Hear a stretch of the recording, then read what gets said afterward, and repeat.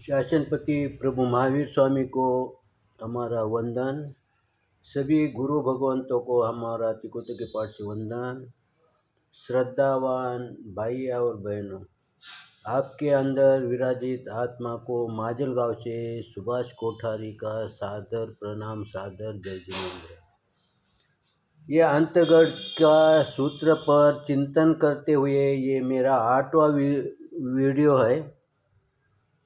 हम कल देख रहे थे क्रीड़ा के बारे में। ये क्रीड़ा शब्द क्यों आया, तो क्रीड़ा के लिए हम उदाहरण दे रहे थे। अगर समझो क्रीड़ा का जो है, आपको पहले क्रीड़ा समझ लिए तो आपके ध्यान में आएगा कि संतों ने यहाँ क्रीड़ा शब्द का क्यों इस्तेमाल किया। सामायिक से भी पहले क्रीड़ा ये क्यों जरूरी है, ये क्रीड़ा समझने के बाद, उसका मतलब समझने के बाद आपके ध्यान में आएगा। कल हम उदाहरण देख रहे थे, अगर किसी परिवार का घर अगर समझो व्यवस्थित ढंग से चलाने का है तो पति का बस की बात नहीं है। अपवाद होंगे ऐसे पति जो अपना घर एक लाइन में ला सकते हैं, लेकिन सबसे अधिक जिम्मेदारी पत्नी को दी है। पत्नी को ही सही, अगर पत्नी ने ठान लिया कि मेरे को घर को सही दिशा देने की है तो उसको बहुत आसान है। पत्नी को क्यों आसान है, पति को क्यों आसान नहीं है? जैसे एक आधा टीचर होता है, वो अपने बच्चों को पढ़ा नहीं पाता, उसको दूसरे टीचर के पास भेजना पड़ता है, क्योंकि घर का टीचर खुद के बच्चे को पढ़ा नहीं सकता। अगर पढ़ा भी लिया तो बच्चा उनकी बात नहीं मानता। वैसे ही ये जो पत्नी है या माता है, ये दूसरे परिवार से आए हुए है, इसलिए उसके बोलने का, उसके संचलन का प्रभाव पड़ता है। जैसे एक ननद है या देवर है, लेकिन वो इधर भाई और बहन की बात नहीं मानेगा, लेकिन भाभी की बात मानेगा, क्योंकि भाभी बाहर से आए वाली हुई है।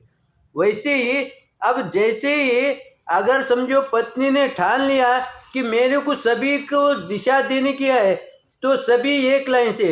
लेकिन आज क्या हो गया है, 2 साल 3 साल हो गए कि हम स्कूल में भेज देते हैं, तो स्कूल में भेजे तो वो एक ही लाइन से वो कंप्लीट हो रहा है।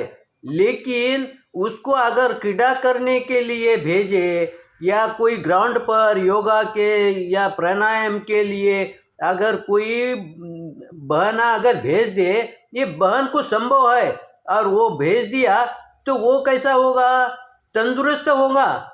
आज हमारा बच्चा ऐसा है कि उसको 2 किलो का बोझा उठाना मुश्किल हो गया है। हमारे संत बिहार के अंदर ज़्यादा, अब पहले सरी का बिहार भी नहीं कर रहे, ज़्यादा से ज़्यादा 10-12 किलोमीटर का बिहार कर रहे हैं। उसमें भी हम श्रावक 1 किलोमीटर 1.5 किलोमीटर गए कि हम स्कूटी लेके चले जाते हैं, कोई वाहन लेके चले जाते हैं।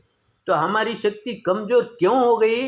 क्योंकि हमने तन को काम लिया नहीं, तन को मजबूत बनाया नहीं है।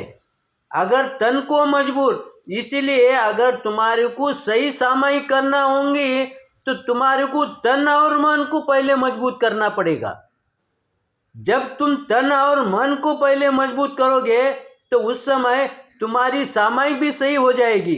जैसे पहले राजा भी जब कोई उनके यहाँ पुत्र जन्म लेता है, उस समय वो क्या करता था, पूजा पाठ, कोई शास्त्र वाले को बुलाया तो उसके पहले वो व्यायामशाला से निकलता था।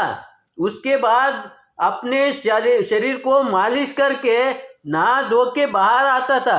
इसका मतलब राजा भी उस समय योगा प्राणायाम ये पहले करता था।